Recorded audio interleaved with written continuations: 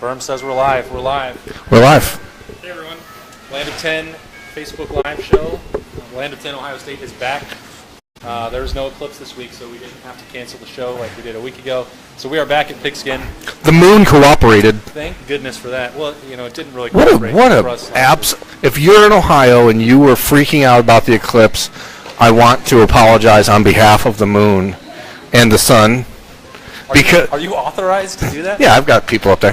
The next eclipse in 2014 is going to go straight through Cleveland, though. So it's like book your hotels now for Cleveland on April 8th, 2024. And don't forget Purdue fans to get your hotel room. Well, yeah, if you're a Purdue fan, you have to book your ticket for the Big Ten title game.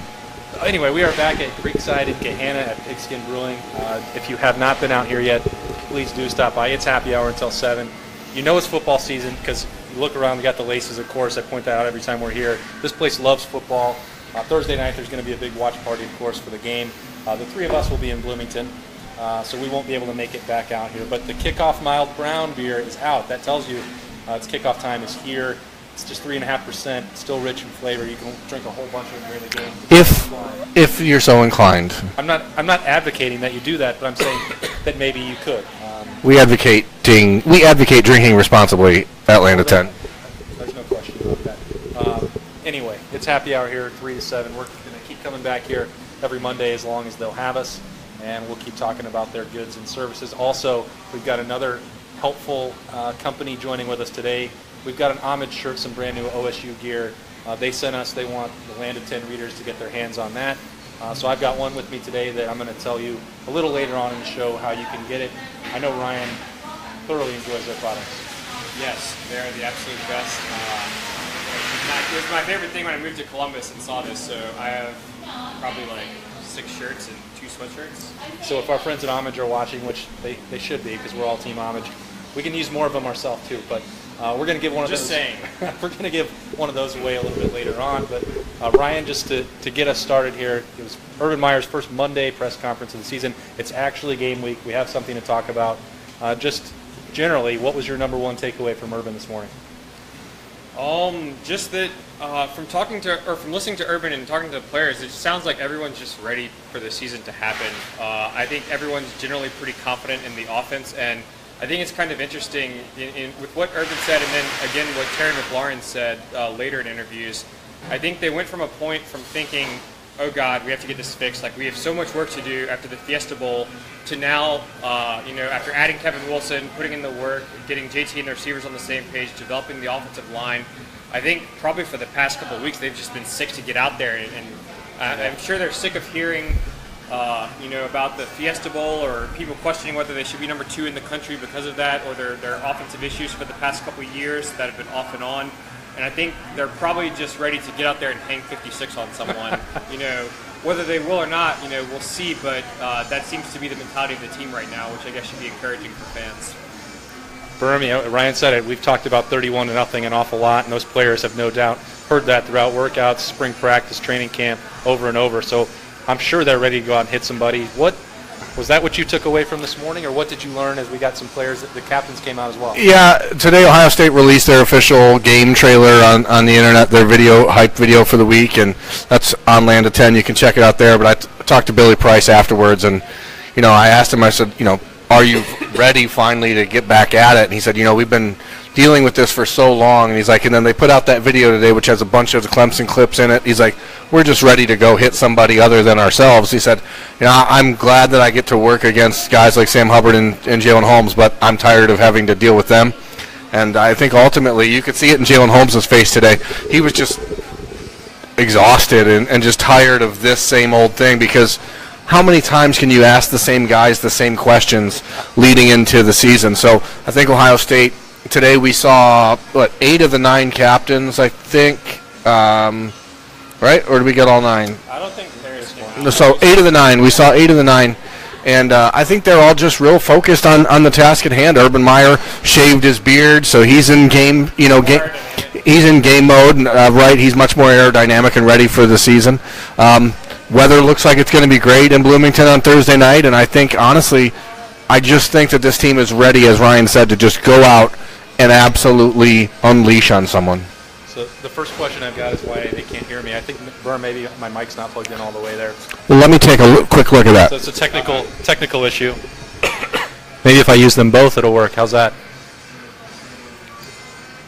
We're still working out the kinks here. It's training camp for us. All right, we'll see if that works or not. Might have to share the one. Then I won't feel bad. We'll look really silly that way, and we'll knock over all these glasses.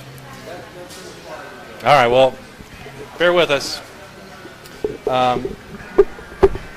We try our best. Let's hold this. How about that? All right. The other This one's thing, the bad one? This one? apparently this one. It is. We're professionals, ladies and gentlemen. So please keep us updated. Ryan's got his app out there. If you can't hear us, we'll try the best that we can. Back at it. What were we talking about? Ohio State football. I think let's stick with one, Mike, and we'll go from there. We'll see what happens. Anyway, so as Berm said, the new trailer is out, but that wasn't the only thing we got. We got the first official Ohio State depth chart of the season. Or did we? Oh, wow. Clever. I like what you did there. Thank you. So the first thing that jumped out to me when I flipped to this last page in the release was the right guard battle was determined. Ryan, you and I were talking about that. Maybe we should have known that this was coming when Brandon Bowen finally was getting mentioned. If you're going to move him from tackle to guard, you got to think that he's got a really good chance of winning that job. Yeah, I mean, I think, I know for myself, I was definitely looking at it the wrong way. When Urban first mentioned that Brandon Bowen was, being considered, and I don't think he specifically mentioned he was taking reps there the first time, so I just thought it was a way of him praising a guy who was probably just, going to be the backup tackle. There wasn't an open spot there, so I thought he was just using that as a way to say, great job, Brandon Bowen. Sorry you don't get to play because Jamarco and Isaiah Prince are in front of you, but, keep up the good work. But I think it kind of turned when I found out that they were, repping him there, because when you switch a guy from a very important backup position and you take away reps from the three other guys in that battle, I mean, obviously, those aren't throwaway, right? There's only so much practice time you get. So once he started, really competing for that spot, I think it would make sense that he was the favorite, because they wouldn't be doing that unless they thought he had a legitimate chance to start, shaking things up that late and, moving him over a position and taking away reps from the other guys. I think it's not something you do unless you're very seriously considering it. And, when you look at it, so right guard jumped out to me the first thing. I mean, that was a position of question when you had those other offensive linemen back, Berm. But then let's skip over the running backs for now. We can dig into that in just a minute. Was there another guy that was on or not on this two deep, Berm, that caught your eye? For me, I think, and a lot of people, it's Justin Hilliard, who's a five-star prospect out of Cincinnati 3 years ago in the class of 2015. He's not on the two deep at middle linebacker, which is a little bit surprising because you have obviously a number of young guys beneath the starters with Malik Harrison and Keandre Jones that made the cut. Tuff Borland is on there, Baron Browning is on there, but Justin Hilliard isn't. And I don't know if that's just a clerical error on Billy Davis's behalf when he turns it over to the SID, or if Justin is that far behind. Urban spoke glowingly about him when asked about him and said, hey, he's done everything right. He's had a really good couple weeks. He's just got to make his mark on special teams to really put himself in the mix. And for a guy that's been having some health issues over the last 2 years, he's torn both biceps in the last 2 seasons, it certainly isn't a great thing to not be on this two deep in his redshirt sophomore year when you have true freshmen like Baron Browning on there, and Baron missed the entire spring. So that's certainly not a great situation for Justin, but I would expect to still see him make an impact on special teams at least. Yeah, and if you guys have any questions, if you've seen the depth chart or not seen the depth chart, or you have something that you want us to get into, Ryan's got his phone. We'll try and get to some of your questions as we go on. The next position, I just touched on it. It sounds like Mike Weber is going to be 100% on Thursday night, but Urban Meyer has been he was vague about the plans for how exactly that running back rotation, if there's going to be one, or if there's going to be one guy, just Weber taking the load. He's been vague about those plans throughout the month, and now even still, it was like he wasn't going to commit one way or the other to Weber's health. He was going to go out to practice today and tomorrow and see how that goes before making a final plan for Thursday night. I assume that there is one already. Not that I'm questioning Urban Meyer's game plans or his approach to business, but personally, and I wrote this yesterday, Ryan, I think that a backfield by committee approach looks like it would work for this team. And that can work for Mike Weber as well as J.K. Dobbins or Demario McCall, or even when you have to include J.T. Barrett getting carries or Paris Campbell at the H-back position.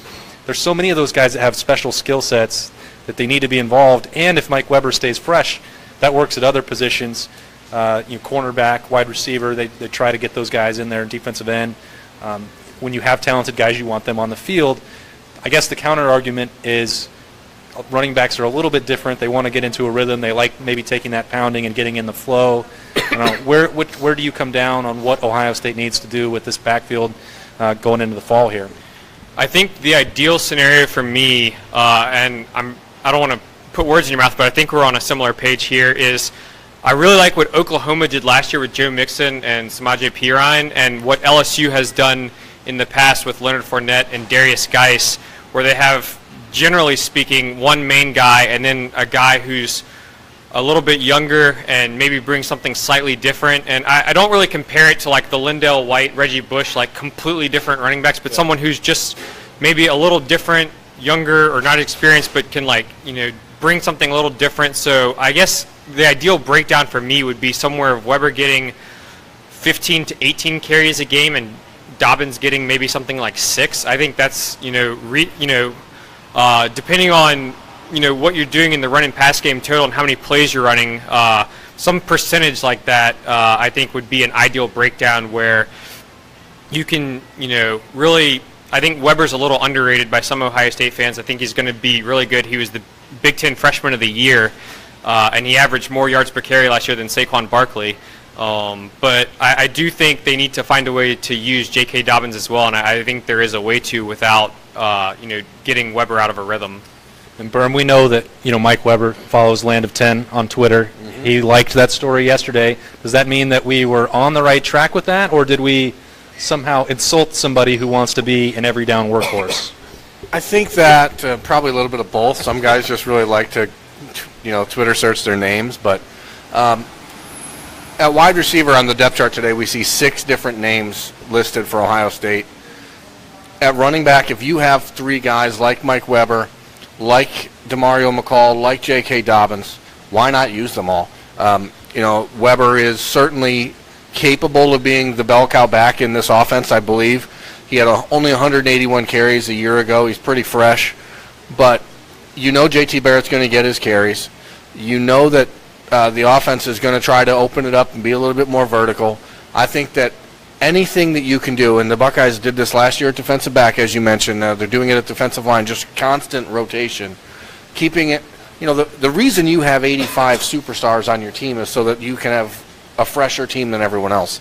And I don't see any reason why, unless you have a player who's just that transcendent next level player like Ezekiel Elliott was. Not that Weber isn't a great running back in his own right, but he's not that level of guy. Why not just ease him back in, especially considering the fact that he's had the hamstring issue all fall camp. I think if you can get Weber 10 to 12 carries on Thursday night and make sure he's good to go and you kick the tires a little bit, why not get him 10 to 12 and Demario 7 to 8 and JK 7 to 8 and Barrett 7 to. If I was running an offense, I want as many of my guys touching the ball as possible because I don't want to be predictable. Because if you watched Ohio State the last 2 years, you probably knew what they were going to do on offense. And I think that they're trying very hard to avoid that this year. Ryan, you got anything for us over there? Yeah, we have a question that actually relates to this topic to some extent. Joe Geckler, apologies if I butchered your name, asks, if Weber is not healthy, can J.K. Dobbins carry the load of 20 to 25 productive carries per game, if that is something that you believe they would want to do? Yeah, I mean, for me, I think everything that I've heard, seen, been told is that Dobbins could be. He came in so mature and physically ready to play. If you are compared to Raekwon McMillan by Urban Meyer in training camp, you're probably physically ready to go out and handle that load. Now, that's a lot to ask, and Ryan and I come down on this side where I don't think there's anyone on Ohio State's team that needs to touch it 20 to 25 times in the rushing game. Could that happen? on Thursday night if Weber is 85%? Maybe, but then you're taking DeMario McCall out of the equation. You have Paris Campbell who can work out of the backfield. You could go to Antonio Williams, who's at times getting some positive things said about him. So, Berm, you're familiar with what Dobbins can bring physically to the table. I mean, I don't know if what you're going to say is any different than my take, but I don't think he should do that, but he could do that. No, I don't know that he should. I mean, he's the guy that also is coming back off a broken leg. That he suffered in his first game of his senior year of high school, first play of the season. So he's back to healthy, but there's still a little rust there probably. The only guy at Ohio State to run the ball that many times in the last 3 years has been JT Barrett. So if the Buckeyes get into a position, right? If the Buckeyes get into a position where things get bogged down, we've seen in the 5 years of Urban Meyer where the offense generally goes in that situation. I think that the reason you have this many studs on your team is so that you don't have to run one guy 25 times. Could JK be that guy if he had to? I think he could. I mean, he's 5'10", he's 215 pounds. He's built like Weber is in a lot of ways. Maybe a little faster top-end speed, but I think that the way Ohio State runs the football, you're going to want these guys to touch the ball enough to stay fresh, but you're certainly not going to want this offense to be bogged down in 25 carries, and especially on a Thursday night where the weather is going to be great. We're talking late November, maybe things are different, but right now I think that the goal is to get everyone acclimated to the offense and running it from the most versatile and most diverse way they can. Yeah. Thank you very much for the Facebook question. Keep those coming if you have any more. Or in the future, as we keep doing these on Mondays here at Pigskin, come out and join us. We'd be happy to sit around and talk to you guys, or you can jump on camera maybe. We'll give you the microphone like I can stand here and pass it around to a fourth person. Happy hours 3 to 7 at Pigskin here in Gahanna. We'd love to have some people come join us. And stay tuned, too, because I've still got this homage shirt. I didn't forget about it. We're going to give that away or tell you how you can win it in a bit as we wind down the show. Ryan, waited so long for a game, and we've talked all offseason about which position is going to be the strongest on the team, which one's going to be the weakest. Training camp is over. What unit will you be most interested to see on Thursday night now that it is finally here? Not even because you think they're a question mark, just who will you be watching? Who needs to get it done on Thursday?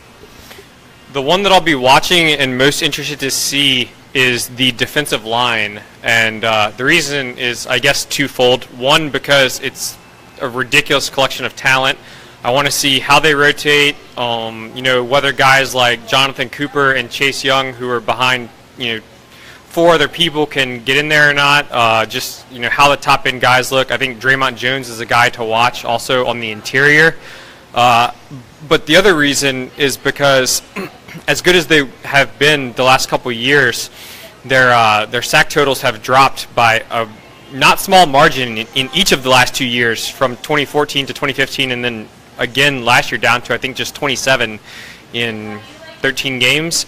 So I want to see. Larry Johnson took specific steps towards addressing that, and I know they did trade off a little bit with disrupting the passer, and I think teams also scheme for that a little bit more.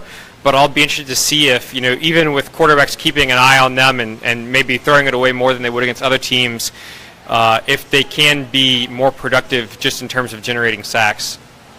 Berm? For me, it's the defensive backs. It's the secondary. If there's one question mark still on this team, it's the secondary. It's the loss of Malik Hooker. It's the loss of Marshawn Lattimore and Garyon Conley. I think that we've heard enough about Damon Arnett over the last year or so to know kind of who he is. But I'm really interested to see Kendall Sheffield and how he jumps in and fills in that role, how they rotate, how Denzel Ward has grown in his game to go from being number 3 guy to being the unquestioned number 1. And then I'm really interested in, it's still listed as or on the depth chart between Eric Smith and Jordan Fuller. I'm a believer that Jordan Fuller will take that job outright and will be the guy there, and I think he's a special player potentially for Ohio State. And to me, that's really the one area where in the Big Ten last year when the Buckeyes really struggled, we saw teams kind of nitpick them in the middle of the field because the Damon Webb, even though he's a very good player, was the weak link in secondary that had 3 first-round picks. Right now, there's not really an idea of who the weak link is, and so I think that, for me, I'm interested to see how the Indiana offense attacks the Buckeyes back half, because the linebackers are obviously different, losing Raekwon and losing all that in the secondary. That pass rush is so much more important this year than it was in the last 2 years, because you could afford to take risks in the secondary last 2 years, and you can't really do that right now. Yeah, that's a good point.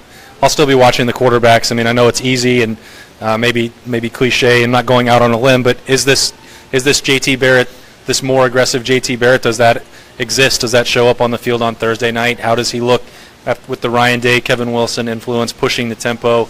And whether the score gets out of hand, I'm not trying to get too out in front of things, or if something happens, Dwayne Haskins is now in that position where he's officially the number 2. We were wrapped up, didn't get really much chance to talk as a group last week about Joe Burrow's hand injury and how that could impact things going forward. That's a conversation that we'll probably continue to have in the coming weeks. But for me, I'm still going to watch the quarterbacks and let's see.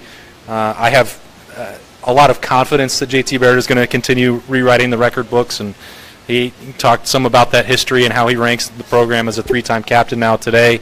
I expect he's going to go out and have a pretty good game. And I'll be watching that closely. He's broken all these records over the last few years by accident, is what it seems like. Oh, yeah. Or it was just like, oops, I guess.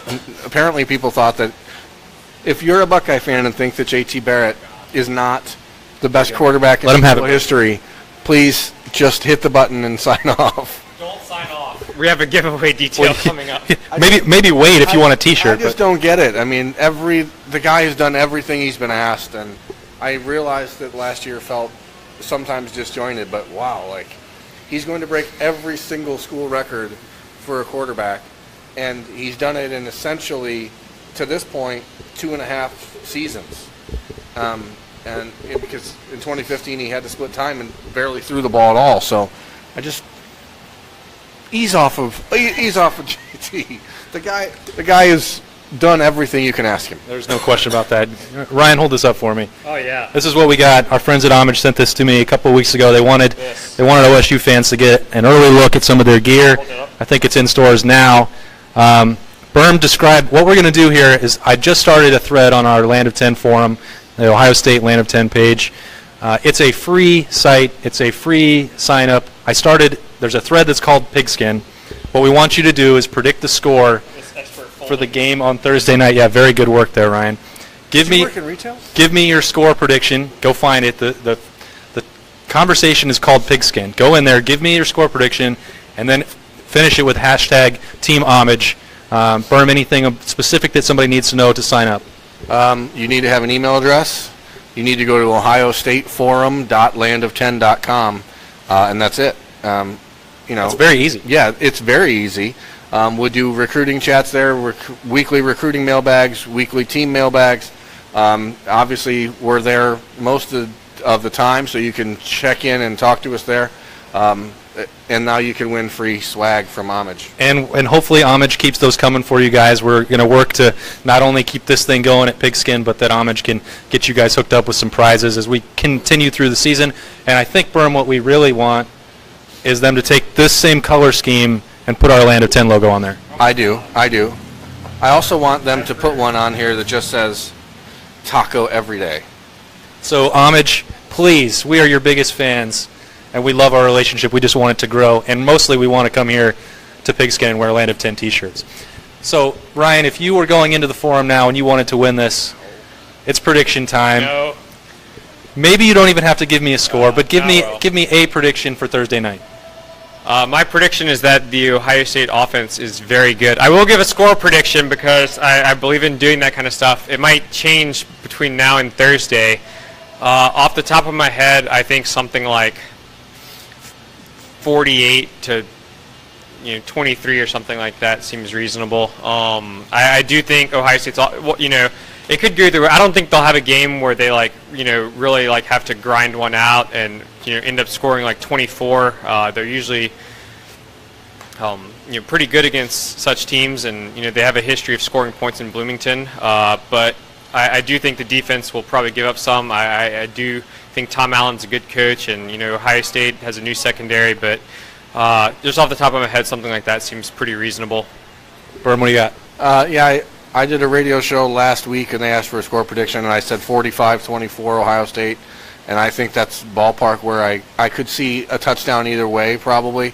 Except for 38-31, I couldn't see that. I think that's too close. I think that's too close. At this point, I feel like all the history here, Kevin Wilson going back to Bloomington, the absolute monkey on the back of Ohio State because of the Clemson game, the new offensive mentality, a defense that is looking to really just go out and decimate someone.